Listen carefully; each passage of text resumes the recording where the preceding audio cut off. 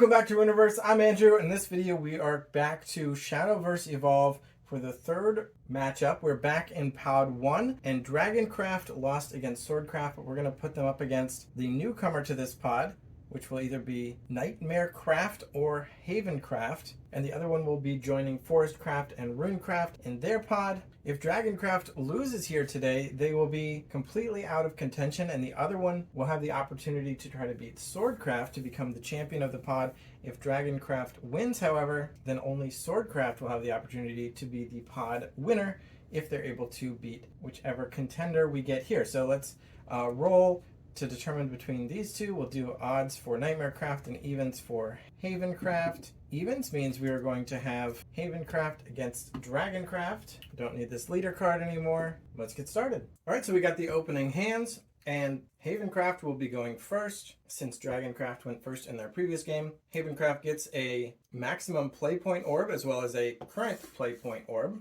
And with nothing that costs one, they'll pass the turn. Then Dragoncraft can get their one maximum and current and draw a card and pass back.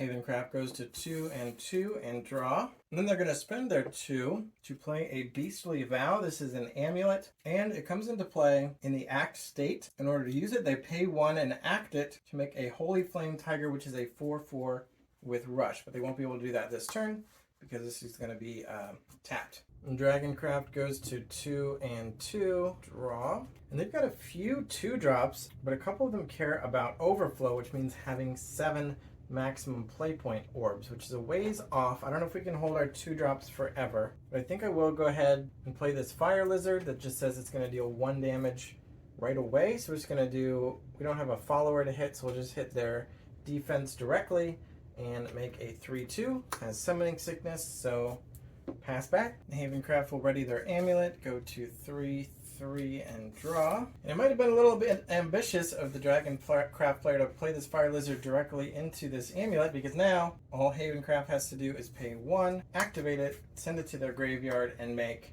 a Holy Flame Tiger. It looks like that's a token, 4/4, and it has Rush, which means it can attack an enemy follower right away. We'll go ahead and do that. The lizard will deal 3 damage, bringing this defense down to 1. So that'll be a -3 here.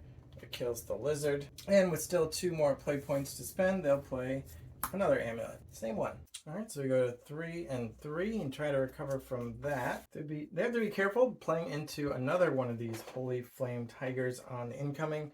I'm going to play Dragon Warrior for the 3 play points. It's a 3/3, and it can evolve for 1, and we will evolve for 1 by paying 1 of our 3 evolution points that we got for going second. So we'll go into the evolution deck and pull out this guy, the Dragon Warrior Evolve. So now it's got a 4/4, and it has an evolve trigger that it will deal 3 damage to an enemy follower. So we'll finish off this tiger.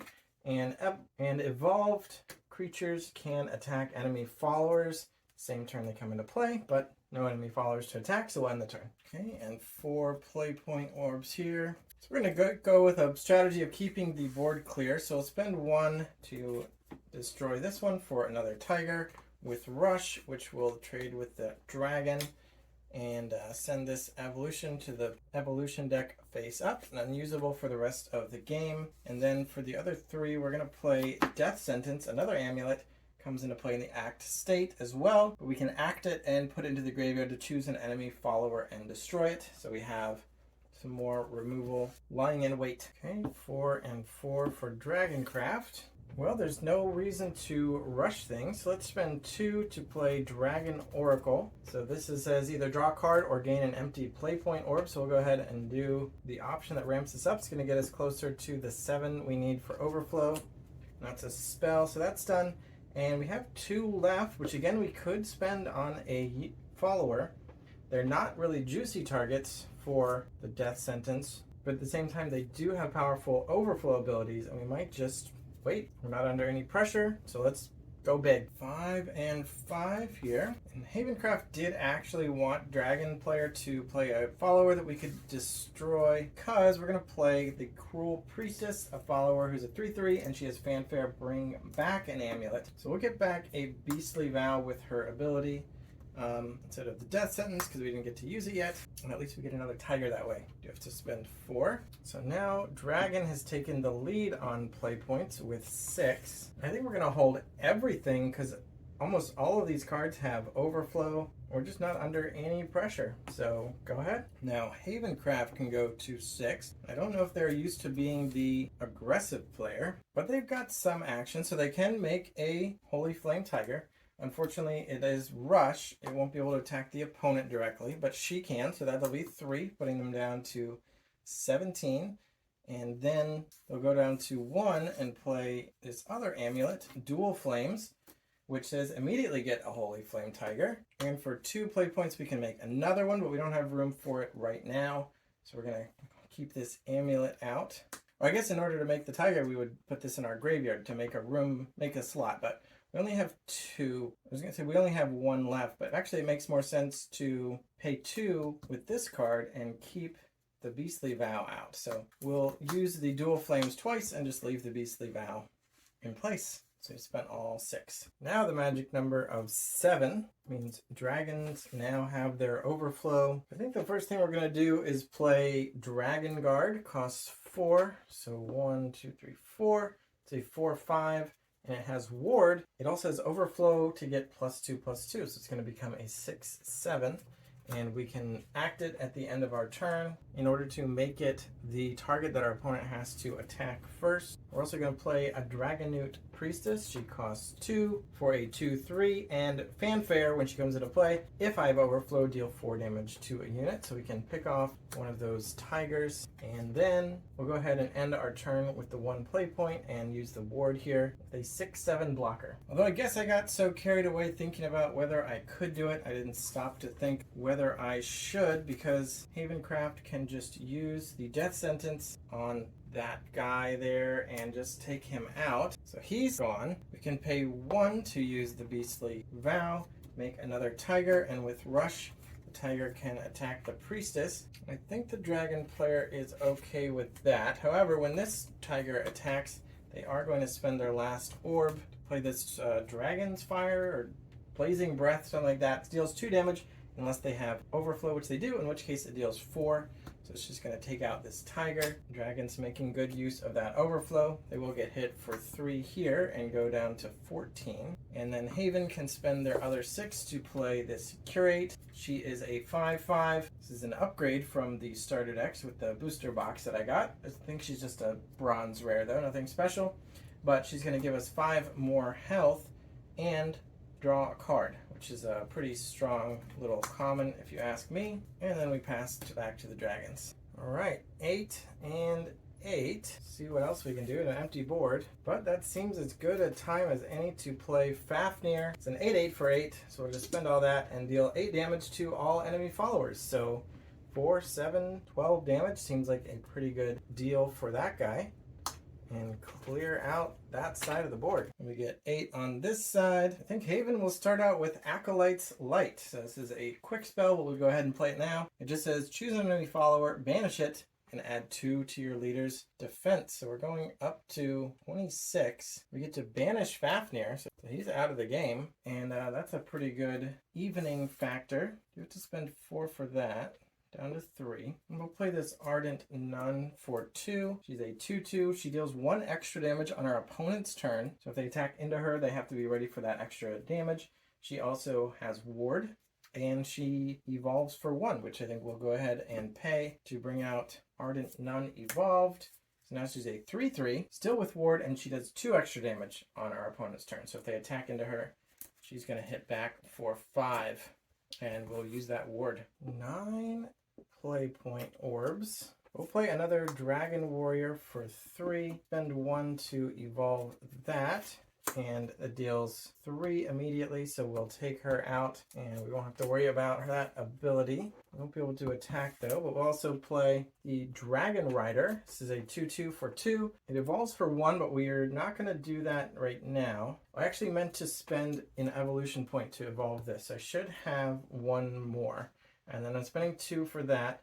And the reason I want to have 4 here is that his other ability, other than evolving, is that if we have overflow when he comes into play, we get a dragon token to our EX area.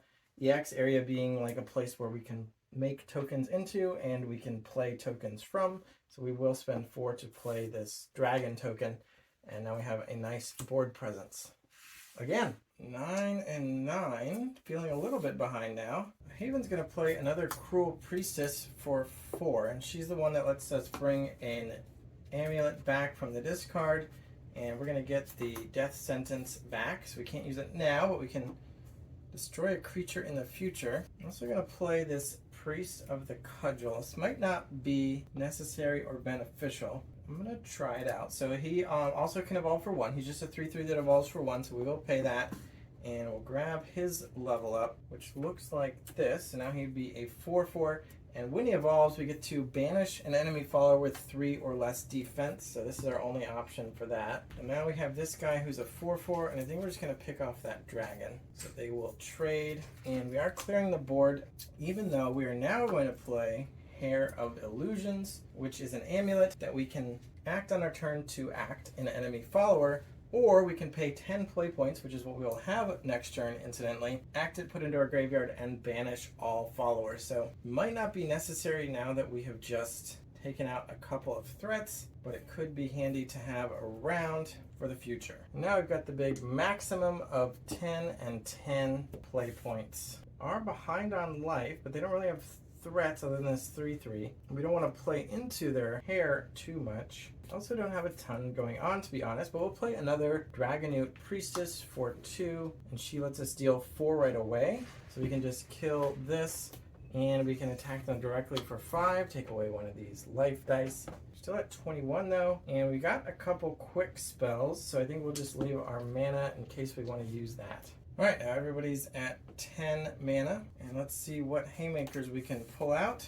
And they did not draw a haymaker, but they had a couple in hand, and this card is actually going to be helpful. We're going to play Pinion Prayers, which just costs 1, and this is an amulet that can pay 1 and destroy it to make a bird, which is a 2/2 with Storm, which means it can attack right away against the player or one of their followers. We're not going to use it quite yet, because first we're going to play the Skullfane from the starter deck for 7, and he has the ability, he's a 6/6. Whenever an allied amulet leaves play, deal 2 damage to all enemy leaders and all enemy followers. And fanfare, look at the top 4 cards of our deck. We can put an amulet from among them into play. I think I would like this Twin Flames. So now we have a 6/6. We got a free Twin Flames. These go to our graveyard. We can use the death sentence to destroy the dragon, and that's going to trigger Skullfane to deal 2 damage to our opponent, as well as their priestess, putting her down to 1. I think we're going to use another amulet. May as well just use our play point orbs and make the tiger. Although the bird can actually attack right away, so I might be a little bit play point inefficient here. And we're going to make the bird.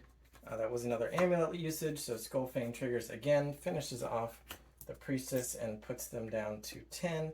And then we can attack for 2 and put them down to 8. And looking at the dragon player's hand, they did save mana for quick spells. They didn't really have an opportunity to use them until now the end of the turn, so they may as well do that. So the times you can play a quick spell are during your main phase, just like you'd play any other card, at the end of your opponent's turn, or after, or while they're attacking you. So they could have killed this before it hit them, but I think they actually want to kill the Skullfane. So they're going to spend 3 and play Serpent Wrath, which is a quick spell that deals 5, and with Overflow they also get to draw a card. So it's going to put them down to 1 defense remaining to get another card, but they're just going to play this Blazing Breath for 1 to deal 4 more damage and kill it at the end of the Haven player's turn. But they've already taken so much damage, we'll see if that is enough to make a comeback. And I don't know if it's helping their main game plan, but they're going to pay 4 to play Dark Dragoon Forte. She's a 5/1. She has Storm, and she can evolve for 2. So we'll go ahead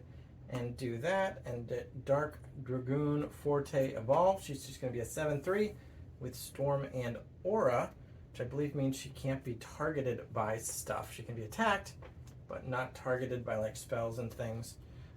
Storm means she can attack right away, so we can kill that bird. But I think let's just use her 7 attack to get this life total down a little bit putting them down to 14. And then we'll pay 2 for the Dragonute Scholar. She has Intimidate, which means she can't be attacked, but she can be the target of spells and abilities. And she also has Strike, which means when she attacks, I get to draw a card and discard a card. But that's pretty much all we got now. And then for Havencraft, they have another Skullfane, which is really just kind of rude. So we can use 2 to make another tiger. We should have made the tiger when this first came out. This is the Twin Flame, and when this summoned that, or when technically this one summoned this last turn, we should have gotten a tiger right away. I wonder if that changes what the dragon player would want to do. They might just have to trade with the tiger, but they can't even do that because it's not in the act state. They can't attack it. So I don't know if much changes, but I'm going to rewind a little bit. I'm going to say that they paid for this evolution, these 2 evolution points, one of them using their last evolution point, so that they still had 3, and before they played either of these, they will have played this card, which I forget the name of, but is going to deal 2 damage to all followers, or 3 instead if you have overflow. So the bird would be dead, and the tiger would just have 1 health on it left. It might save them a little bit of damage. But now Haven player is using 2 play points to crack the Twin Flames for another tiger, which does have Rush, and that does trigger the Skullfane to put them down to 6, kills the Scholar, puts her down to 1. All they have to do is use another amulet to finish this off. So they'll just use this just to act it, even though it's already acted, but that'll trigger Skullfane again and kill her. And then they'll attack for 4 with this tiger that can do so, putting them down to 2, and then pass. See if there's anything the dragons can do. We got Shenlong for 5. Says, Ward evolves for 2, but I did not get the evolution in my booster box. And Fanfare, draw 2, discard 1. And this Dread Dragon might be nice if we had any chance of surviving, but we don't. We'll discard that and grab this Griffin, which isn't going to help us either, but we'll go ahead and use the ward. The rock can evolve, so we'll just waste our opponent's time bringing out this 3/3. When it strikes, he gets +1/+1 before passing back.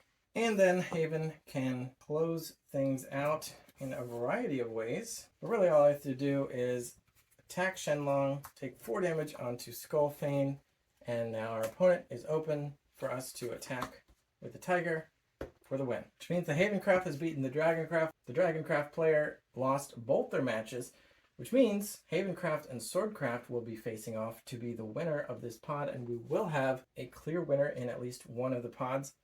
It will be the winner of that matchup, which will be after the next one, which will be Runecraft versus Nightmarecraft, which we haven't seen yet, but is the oddball out that had not been randomly selected yet. Anyway, thanks for watching. Subscribe so we can get more subscribers, and bye.